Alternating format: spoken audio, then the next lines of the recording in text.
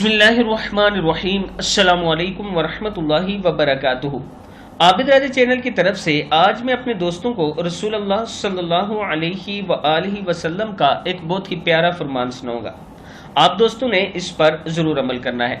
हजरत आयशा सदीका रजी अल्लाह ताला अन्हा फरमाती हैं कि जुमा पढ़ने के लिए लोग अपने घरों और बुलंदी वाली जगहों से ऐसे कपड़े पहने हुए आते थे कि इन पर गर्दो गुबार पड़ा होता था और इनसे बदबू भी आती थी। इनमें से एक आदमी रसूलुल्लाह सल्लल्लाहु अलैहि वसल्लम के पास आया।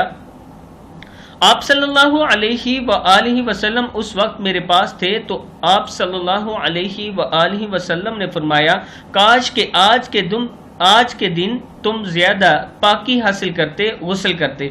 यानी जुमे को गुस्ल करना चाहिए और साफ सुथरे कपड़े पहनकर खुशबू लगाकर जुमा पढ़ने के लिए जाना चाहिए और कोशिश करनी चाहिए कि खुतबा शुरू होने से पहले मस्जिद पहुंचे और खुतबा सुने, उससे कुछ हासिल करें, सबक हासिल करें। खुतबे में अहादीस बयान हो रही होती हैं, खुतबे में वाक़यात बयान हो रहे होते हैं। आप दोस्त उन्हें गौर से सुना करें, उनसे आपको बहुत सी तालीम मिलेगी।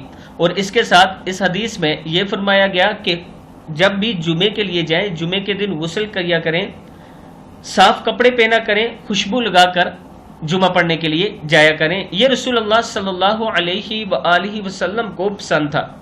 इस वीडियो को आप दोस्तों ने आगे जरूर शेयर करना है। अस्सलामु अलैकुम वरहमतुल्लाहि वबरकातुहू।